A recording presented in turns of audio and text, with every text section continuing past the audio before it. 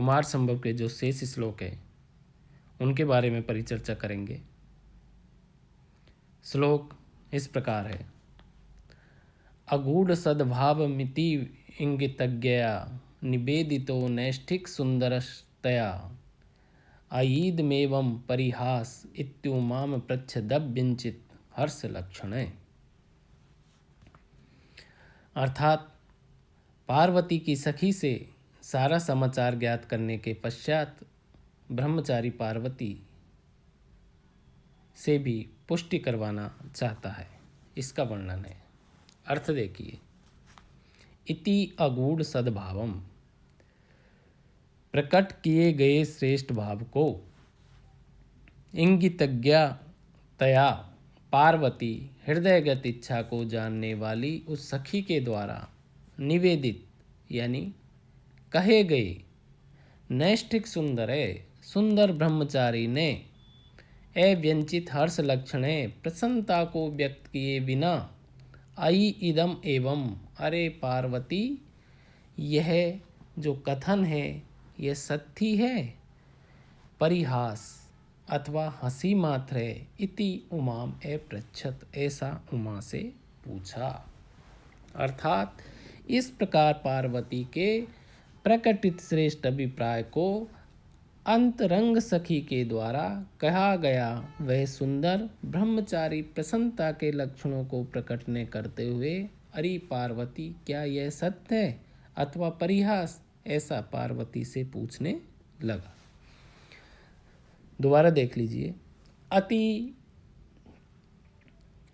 इति अगूढ़ सद्भावम, प्रकट किए गए श्रेष्ठ भाग को, इंगितज्ञतया पार्वती हृदयगत इच्छा को जानने वाली उस सखी के द्वारा निवेदित यानी कहे गए नैष्ठिक सुंदर ब्रह्मचारी ने अव्यंचित हर्ष लक्षण प्रसन्नता को व्यक्त किए बिना अयि इदम एवं, अरे पार्वती यह उक्त कथन सत्य है, परिहास अथवा हंसी मात्र है, इति उमा में पृच्छत है, ऐसे उमा से पूछा। टिप्पणी देख लीजिए।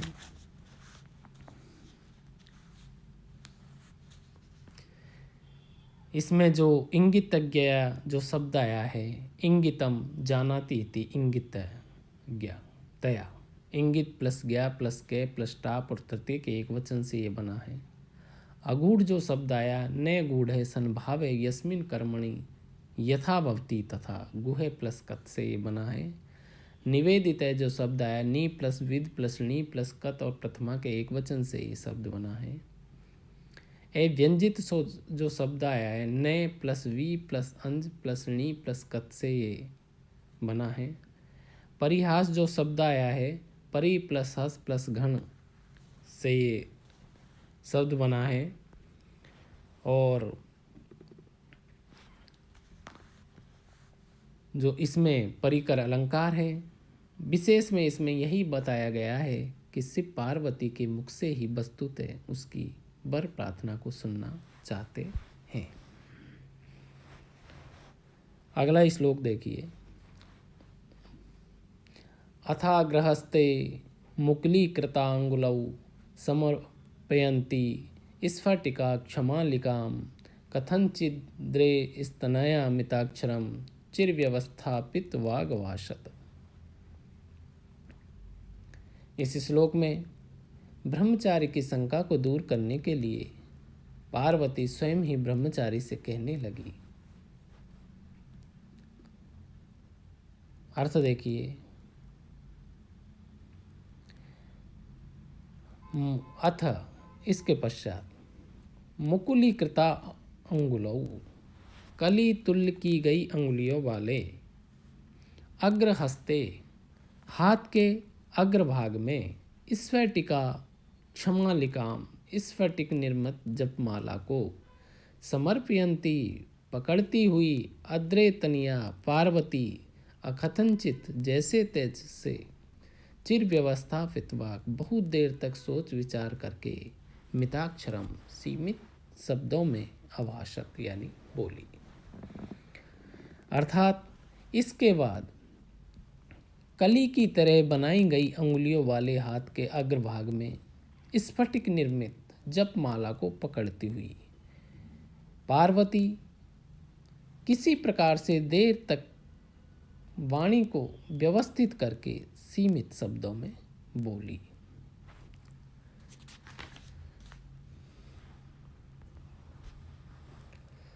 टिप्पणी देखिए, अग्रहस्ते जो शब्द आया है, अग्रश्चासौ हस्त अग्रहस्त तस्मिन से ये बना है। समर्पयंती जो शब्द आया है, सम प्लस अर्प प्लस निच प्लस सत्री प्लस गीप और प्रथमा के एक वचन से ये शब्द बना है। व्यवस्थापित वी प्लस अप प्लस स्था प्लस पुक प्लस निच और कत से ये बना है। और जो अभासक जो शब्द आया, भाष लंगलकार और प्रथम पुरुष के एक वचन से ये बना है। इसमें स्वभावोक्ति अलंकार है। विशेष में इसमें यही बताया गया है कि पार्वती जप कर रही थी। जप के समय मध्यमा उंगली के मध्य भाग में माला पकड़कर अंगूठे से उसे चलाया जाता है। तर्जनी एवं अन्य अंगुली खुली रहती है। जप के मध्य बोलना अनुचित है। इसलिए जप विराम हेतु जप माला को हाथ के अग्रभाग में निश्चल करके स्थापित कर दिया। इसके बाद पार्वती लज्जा से अवरुद्ध वाणी को बहुत देर तक प्रयत्न करने के बाद प्रवर्तित कर सकी। अथवा इसका यह भी अर्थ किया जा सकता है कि चिरकाल से तपस्या करते हुए पार्वती ने मौन व्रत धारण कर रखा था, किंतु आज ब्रह्मचारी के प्रति गौरव भाव के कारण कुछ बोली। अगला जो श्लोक है वो देखिए, यथा श्रुतं वेदविदां वर्तया जनो अयमुच्चैः पदलङ्घनतुष्का तपे किलेदं तद्वाप्ति साधनं मनोरथानां गर्तिनं विद्यते।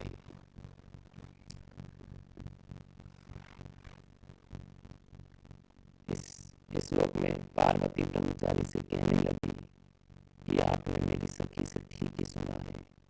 मैं तप के द्वारा शिव को वर के रूप में प्राप्त करना चाहती हूँ। वेद विदाम्बा, हे वेदज्ञों में